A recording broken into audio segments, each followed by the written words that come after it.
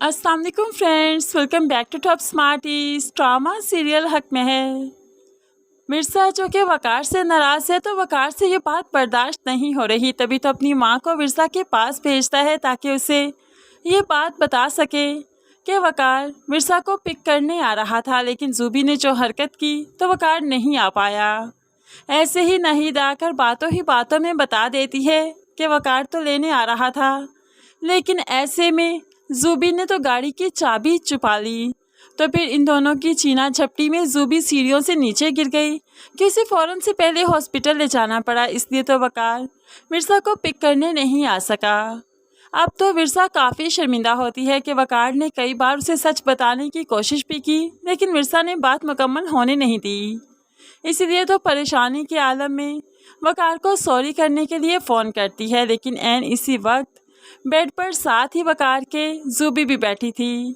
उसे तो मिर्ज़ा का नंबर देखते ही गुस्सा चढ़ गया और वकार को तो बहुत खुशी हुई कि मिर्ज़ा ने एटलीस्ट उसे कॉल कर दी। अब तो वो बहुत बेचैन है।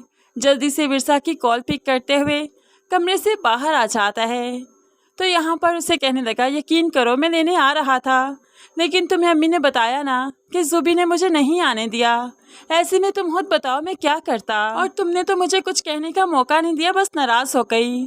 तो मिर्ज़ा भी शर्मिंदा हो जाती है तो बस सॉरी कर देती है। हालांकि मिर्ज़ा को यहाँ पर वकार से बात करनी चाहिए थी कि देखा मैंने आपको सफाई का मौका नहीं दिया, तो बहुत सी गलतफहमियाँ बढ़ जाती। इस तरह से जब आप मुझे सफाई का मौका नहीं देते, मेरी बात क्लियर करने नहीं देते मुझे, तो बदगुमानियाँ तो बढ़ जाया करती हैं ना।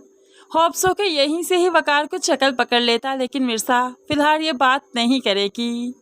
अब जैसे तैसे करके जब फ़ोन बंद हुआ तो ज़ूबी भी भागते हुए वकार के पीछे आ गई और यहाँ पर कहने लगी, क्या हमारे रिश्ते में से मिर्ज़ा निकल नहीं सकती? तो वकार सुना देता है कि नहीं, ऐसा मुमकिन नहीं, वो मेरी बीवी है। तो यहाँ पर ज़ूबी कहने लगी, बीवी नहीं, एक डरावना ख्वाब है, एक डरावना ख्वाब समझकर भूल जाओ ना। तो वकार भी तो ज़ूबी को दिन में तारे दिखा देता है, तुम कौन सा दिलफरेब ख्वाब हो, तुम भी तो एक डरावने ख्वाब की ताबीर ही लगती हो, तुमने कौन सी मुझे खुशियाँ दी हैं आते ही। तो यहाँ पर ज़ूबी तो बस थंग रह गई।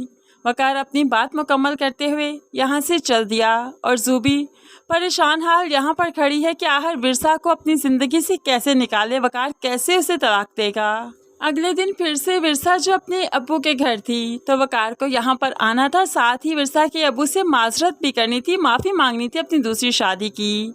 लेकिन यहाँ पर जब आया तो उसके आने से पहले आदिल मौजूद था और आदिल ऐन इसी वक्त मिर्ज़ा से यही बात पूछ रहा था, ओके मिर्ज़ा, फ़र्ज़ करो शादी से पहले तुम्हें मुझ में और फरमान में से किसी एक को चूज़ करने का मौका दिया जाता तो तुम किसका सिलेक्शन करती?